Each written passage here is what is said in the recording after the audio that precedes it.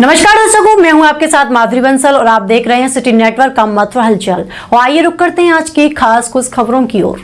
धर्मनगरी वृंदावन में आज एनडीए गठबंधन वाली शिवसेना एकनाथ शिंदे गुट के राष्ट्रीय समन्वयक डॉक्टर अभिषेक वर्मा के द्वारा एक प्रेस वार्ता की गई, जिसमें जहां पर उन्होंने हिंदुत्व और गौरक्षा के लिए काम करने के लिए लोगों से अनुरोध किया। इसी के साथ उन्होंने बोला कि हम चाहते हैं कि देश में गौ हत्या करने वालों को उम्र कैद की सजा दी जाए। तो वहीं गौ हत्या और गौमांस के बड़े निर्यात पर कहा कि इस मुद्दे पर संसद में भी चर्चा होनी चाहिए। वहीं देश में गौ माता को गौ राष्ट्र माता घोषित करने के लिए सरकार से अनुरोध है। इसी के साथ उन्होंने कहा कि राज ठाकरे और उद्धव ठाकरे एक साथ चुनाव में आने वाले हैं या उनका अपना राजनीतिक मामला है, इस पर हम क्या बोले। डॉक्टर साहब, आज मथुरा आगमन हुआ है, क्या कुछ उद्देश्य था? एक आरएसएस का एक इंस्टीट्यूट है, दीनदयाल उपाध्याय गौशाला इंस्टीट्यूट, तो वहाँ का समापन समारोह था। गाय पे रिसर्च पे, गौ माता पे रिसर्च पे उसका समापन समारोह था, जिसमें आरएसएस के प्रमुख उन्होंने उद्घाटन किया था 2-4 दिन पहले। उसके समापन समारोह में मैं आया था। आज आपने प्रेस वार्ता भी रखी है, तो क्या कुछ इसके पीछे परिप्रेक्ष्य? खास परिप्रेक्ष्य कोई खास नहीं है। आप सब लोगों से मिलना था, इसी बहाने मुलाकात भी हो गई। 2-4 सवाल सीधे, 2-4 सवाल टेढ़े मेढ़े, सब जवाब दे दिए जितने दे सकते थे। वृंदावन में लगातार गौ हत्याएं हो रही हैं, क्या कहेंगे? आज मथुरा के कलेक्टर वहाँ पर आए हुए थे, जिस प्रोग्राम में मैं था, और उन्होंने ये बात बोली कि जैसे ही हमें पता चलता है गौ हत्या हुई है, हम तुरंत एक्शन लेते हैं, आदमी को बंद करते हैं और उसमें सख्त कानूनी कार्रवाई होती है। मैंने अपने आज स्टेज से मैंने ये बोला है कि पार्लियामेंट में कानून बनना चाहिए, गौ हत्या करने पे आदमी का ट्रायल चलना चाहिए, अक्यूज का ट्रायल चलना चाहिए, और अगर दोषी पाया गया, अगर मतलब वो तो जिसने किया है, और जब जो दोषी पाया जाता है उसको उम्र कैद की सजा मिलनी चाहिए, ऐसा कानून पास होना चाहिए। डॉक्टर साहब, कई संगठन ऐसे हैं जो गौ माता को राष्ट्रीय माता घोषित करने के लिए भी दिलाना चाहते हैं, तो ऐसे में किस तरह देखते हैं? ये तो होना चाहिए, गौ माता को राष्ट्रीय दर्जा देना चाहिए। मैं तो उसको पर्सनली समर्थन करता हूँ। शिवसेना आगे कभी चुनाव लड़ेगी किन मुद्दों पे?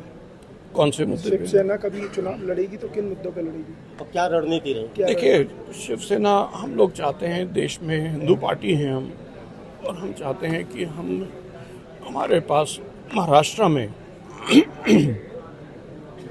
15 करोड़ की पॉपुलेशन में 1.5 से 2.25 करोड़ ऐसे लोग हैं जो पूर्वांचली हैं और उत्तर प्रदेश से हैं, पश्चिमी उत्तर प्रदेश से हैं।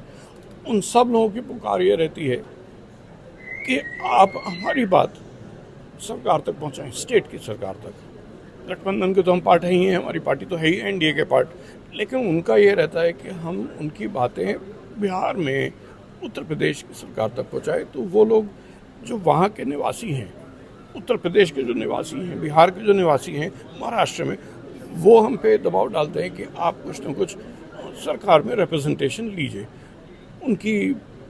हम चाहते हैं कि उनकी बातें हम सुने, और अगर हमें सीटें मिलती हैं असेंबली में, और तो हम ज़रूर लड़ेंगे। अभी हाल ही में वृंदावन में विश्व विख्यात बांके बिहारी मंदिर का कॉरिडोर का मुद्दा गरमाया हुआ है, जिसका विरोध भी काफी अच्छे तर्ज पे किया जा रहा है, क्या कहेंगे?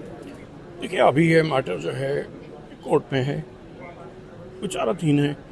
इस पर टिप्पणी करना अभी ठीक नहीं होगा। सही समय आने पे मैं अपनी टिप्पणी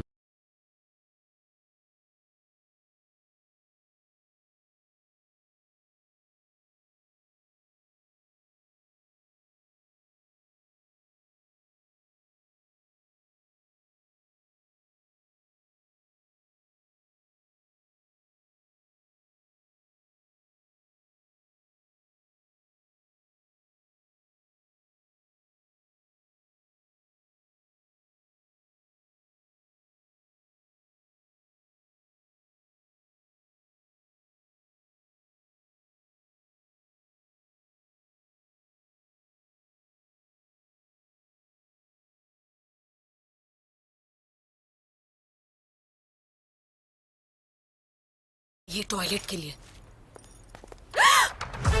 शाहरुख, इसकी घिसाई का प्लान है, टॉयलेट की। पर डिटर्जेंट से तो कपड़े धोते हैं। नहीं नहीं, टॉयलेट भी तो साफ करते हैं।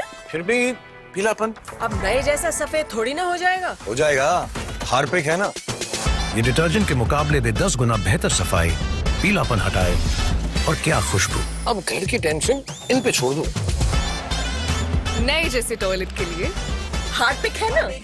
इसकी घिसाई का प्लान है, टॉयलेट की। पर डिटर्जेंट से तो कपड़े धोते हैं। नहीं नहीं, टॉयलेट भी तो साफ करते हैं। फिर भी पीलापन। अब नए जैसा सफेद थोड़ी ना हो जाएगा। हार्पिक है ना, ये डिटर्जेंट के मुकाबले भी 10 गुना बेहतर सफाई, पीलापन हटाए और क्या खुशबू। नए जैसे टॉयलेट के लिए हार्पिक है ना।